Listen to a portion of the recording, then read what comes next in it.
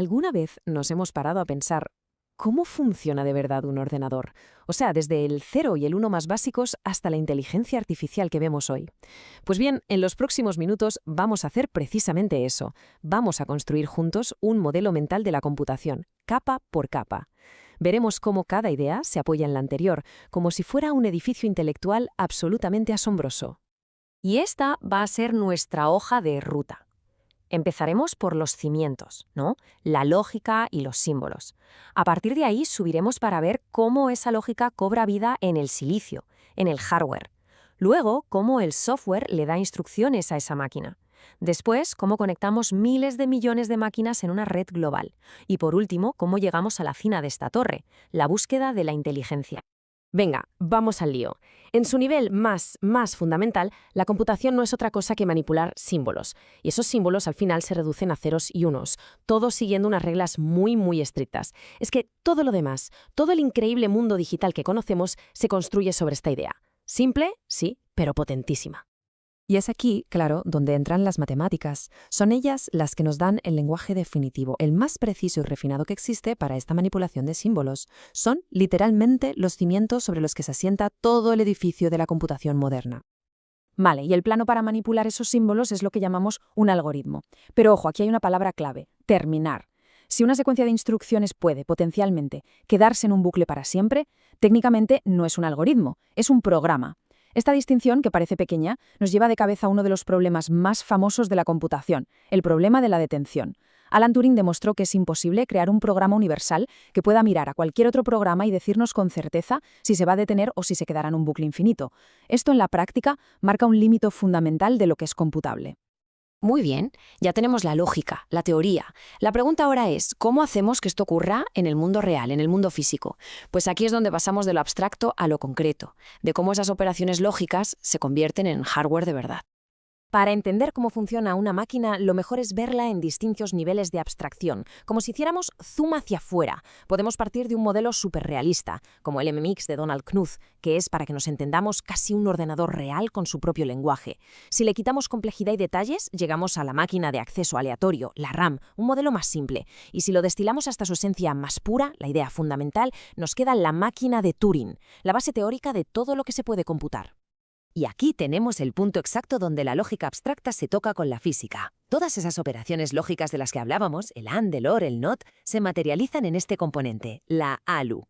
Es el corazón calculador de la CPU, un circuito con millones y millones de transistores que, físicamente, suma, resta y compara. Es aquí donde la lógica simbólica se convierte en pulsos eléctricos reales. Perfecto. Ya tenemos una máquina que sabe calcular, pero no sabe qué tiene que calcular.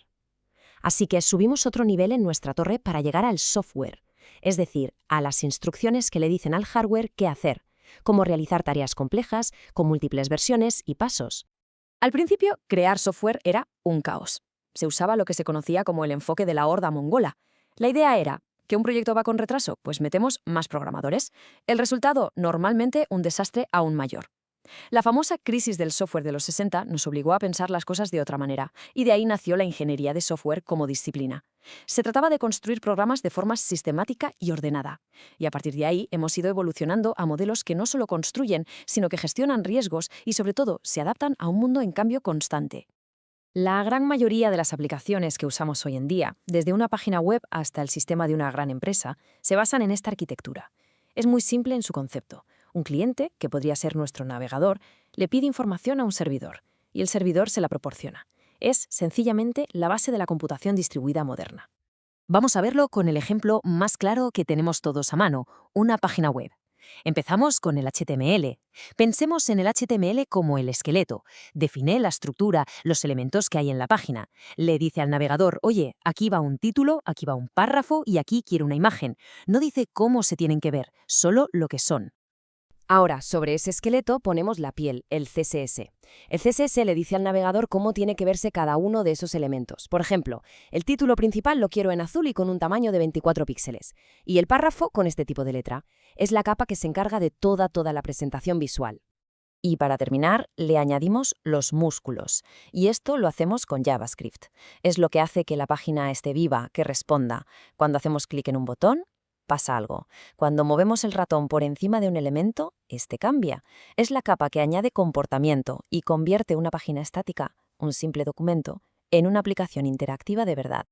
Bueno, pues ahora vamos a ampliar el foco. Ya no estamos hablando de una sola máquina, sino de miles de millones de ellas, todas conectadas. Y claro, para que esta comunicación global funcione, hacen falta reglas, hacen falta protocolos que todos los dispositivos entiendan. A ver, en la comunicación en red siempre hay un dilema fundamental, una elección. ¿Qué priorizamos? ¿La fiabilidad o la velocidad? TCP, el protocolo de control de transmisión, es como el correo certificado. Se toma su tiempo, establece una conexión y se asegura de que cada paquete llega en orden y sin un solo error. Es perfecto, por ejemplo, para una página web. Por otro lado, tenemos UDP. Esto es más como lanzar paquetes por una ventana, con la esperanza de que lleguen. Es muchísimo más rápido y directo, ideal para un streaming de vídeo, donde si se pierde un fotograma por el camino, bueno, tampoco pasa nada grave. Y montado sobre TCP normalmente, va el protocolo que usamos todos los días. HTTP. Es básicamente el idioma que hablan los navegadores, los clientes y los servidores web para pedirse y enviarse las páginas. Es el motor que mueve la World Wide Web tal y como la conocemos. Y con esto llegamos a la cima de nuestra torre. Ya no solo queremos que las máquinas calculen, almacenen y se comuniquen, ahora queremos que razonen y que actúen. Y es aquí donde la capa anterior, la de la red global, se vuelve absolutamente crucial. La cantidad masiva de datos que fluye por esa red es precisamente el combustible que ha permitido el despegue de la inteligencia artificial moderna. El concepto central en la IA de hoy no es una inteligencia vaga y abstracta, sino algo mucho más concreto, el agente inteligente. Para entenderlo, pensemos en algo tan simple como un termostato. Percibe el entorno, la temperatura, con un sensor, y actúa sobre ese entorno, encendiendo la calefacción, con un actuador. El punto clave es que lo hace de forma racional. Elige la acción que maximiza sus probabilidades de alcanzar su objetivo, que en este caso es mantener la temperatura ideal. Vale, ¿y cómo razona un agente en un mundo que es, por naturaleza, incierto? Pues una herramienta muy potente para esto son las redes bayesianas. Nos permiten modelar relaciones de causa y efecto de una forma muy visual. Los nodos son las variables, como por ejemplo, llueve. Las flechas, los enlaces, son las influencias directas. Si llueve, entonces el suelo se moja. Y lo más importante, cada nodo tiene una tabla que cuantifica esa relación. Así, el agente puede inferir la probabilidad de que algo esté pasando basándose en la evidencia que está percibiendo. Y así hemos completado el viaje. Hemos ido desde la simple manipulación de símbolos abstractos, pasando por el silicio, el software, las redes globales, hasta llegar a agentes que pueden razonar sobre su entorno. Cada capa que hemos visto es una abstracción poderosísima que se construye sobre la anterior. Y esto, claro, nos deja con una pregunta fascinante. Si esta es la torre que hemos construido hasta hoy, ¿cuál será el próximo piso? ¿La computación cuántica? ¿La biológica? El viaje, desde luego, no ha hecho más que empezar.